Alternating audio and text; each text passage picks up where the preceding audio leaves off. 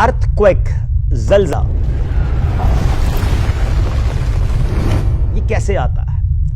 آئیے میں بزرگان دین کی کچھ باتیں آپ کو سناتا ہوں۔ سیدنا انس بن مالک رضی اللہ تعالیٰ عنہ نے ایک مرتبہ صدیقہ کائنات ام المومنین حضرت عائشہ صدیقہ رضی اللہ تعالیٰ عنہا سے دریافت کیا کہ زلزلہ کیوں آتا ہے؟ ام المومنین نے فرمایا جب لوگ زنا کو حلال کر لیں، شراب پینے لگیں اور گانے باجے کو اپنا مشغلہ بنا لیں تو پھر اللہ کی غیرت جوش میں آتی ہے اور زمین کو حکم ہوتا ہے کہ زلزلہ بپا کر دے۔ اگر اس علاقے کے لوگ استغفار کر لیں اور اپنی بد اعمالیوں سے باز آ جائیں تو ان کے حق میں بہتر ہے، ورنہ ان کے لیے ہلاکت ہے۔ فقیہ امت حضرت سیدنا عبداللہ ابن مسعود رضی اللہ تعالیٰ عنہ کے زمانے میں ایک مرتبہ کوفہ میں زلزلہ آیا تھا۔ انہوں نے اعلان عام کیا کہ اے لوگو، یقیناً تمہارا رب تم سے ناراض ہو گیا ہے، اگر اس کی رضامندی چاہتے ہو تو فوری طور پر اس کی طرف رجوع کرو اور اجتماعی توبہ کرو، وگرنہ اسے یہ پرواہ ہرگز نہ ہوگی کہ تم کس وادی میں ہلاک ہوتے ہو۔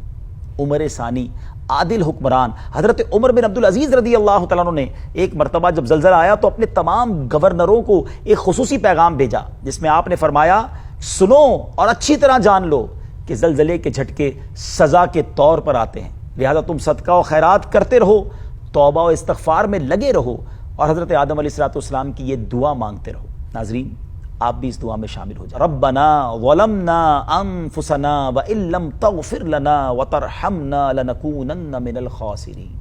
آمین یا رب العالمین۔ ہم سب کو بھی اپنے گناہوں سے توبہ کرنی ہے۔ زندگی کا تو ویسے بھی کچھ نہیں پتا، اگر زلزلہ نہ بھی آیا، ہم بچ بھی گئے، پھر بھی مرنا تو ہے نا، تو کیوں نہ مرنے سے پہلے موت کی تیاری کر لیں، اور موت سے پہلے کوئی میسج نہیں آنا۔ جی ہاں، ہمیں پتہ بھی نہیں ہوگا اور ہم دنیا سے چلے جائیں گے، تو کیوں نہ ایمان والی عافیت والی موت کے لیے تیاری کریں، نمازوں کی پابندی کریں، گناہوں سے بچ کر زندگی گزاریں۔ دیکھیں نا، حرام کام کرتے ہوئے، بدکاری کرتے ہوئے، نشہ کرتے ہوئے، جوا کھیلتے ہوئے، اللہ کی ناراضگی والا کام کرتے ہوئے اگر کسی کی موت آ گئی تو وہ اللہ کی بارگاہ میں کیسے پیش ہوگا؟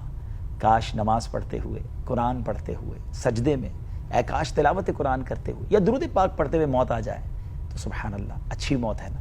اللہ کرے کہ ہم اچھے کاموں میں زندگی زیادہ گزاریں۔